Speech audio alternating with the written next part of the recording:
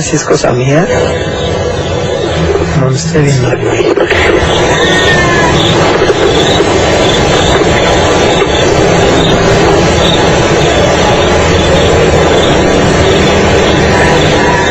No seas idiota. ¿Qué es esto?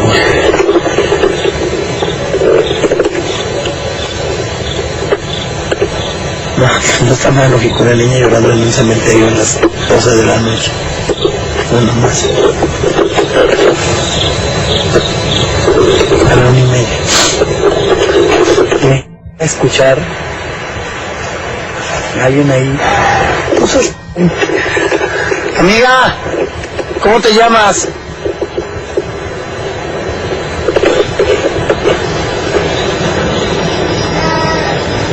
Amiga. Niña. Ay, no seas imbécil. Amigo.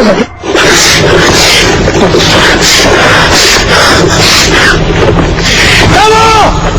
¡Con lentes! ¡Taylor! ¡Vengas, güey! ¡Vengas, güey! ¡Por favor!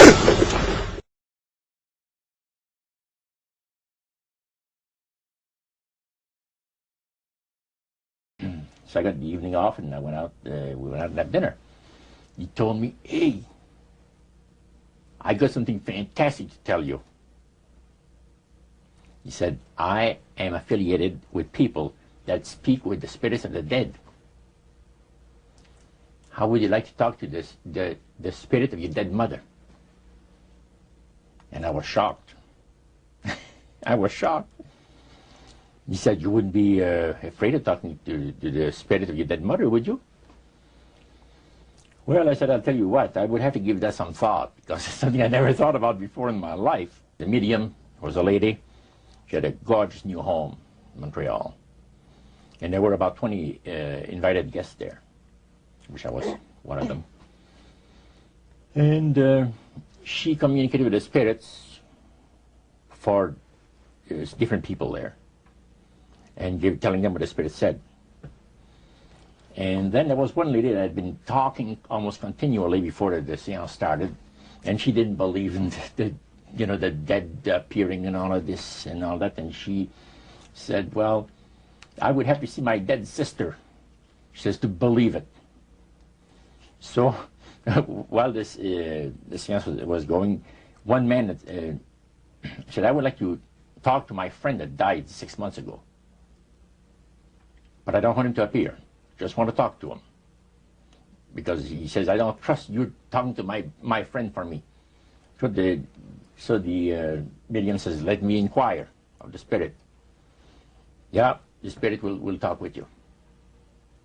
And that big masculine voice was heard in the place. It says, "Hi, Frank. It's nice of you to ask for me to talk with you." And they had a little chat. And after it was over, Frank says, "This is the greatest thing on earth, to be able to talk with the spirits of the dead." Then the medium said, "We have a very special surprise tonight for you people. A spirit will manifest itself openly here in a few minutes. And it's like a big gust of wind hit the building and right through the wall." Now the lights weren't terribly bright, but they were like living room lights, a couple of floor lamps, and maybe some of these, and that translucent being seemed to come right out of the wall. It's almost like my heart stopped a little bit. Very weird feeling.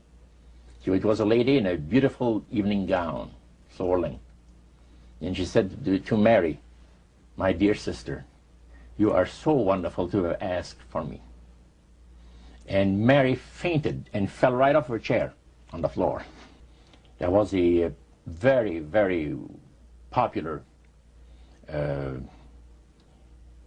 big band leader. Jazz musician. Band, yeah. Very famous. He played a lot in Montreal, Canada, Vancouver, the big cities. And one night we went to one of these seances, and he was with his wife.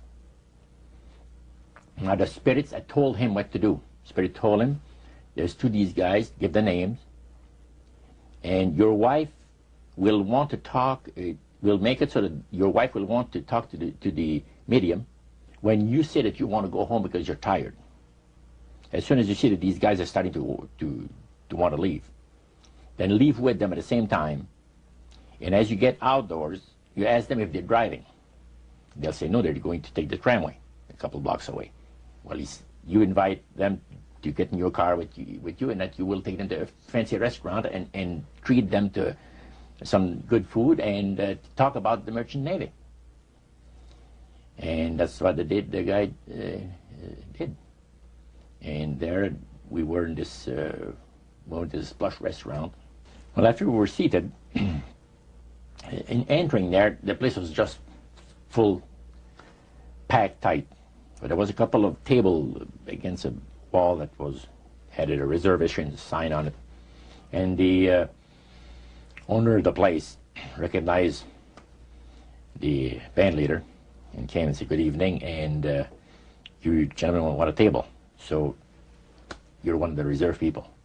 So we sat there, and we had our favorite alcoholic beverages, you know.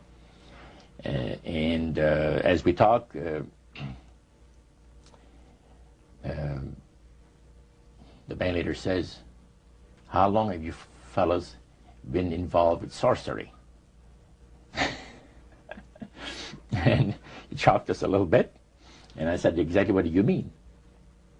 Well, he said, you know, what you people are doing, talking to the supposed spirits of the dead. He says, this is silly. Because see, my wife, he says, goes to these seances because she gets comfort and she gets something good out of it, good feeling out of it. And she lives for what the spirits are going to see that the future is going to be like. To me, he says, I can't bother with this stuff. He says, I want power. I go right to the source of power. And he says, how do you think that I became famous the way that I am?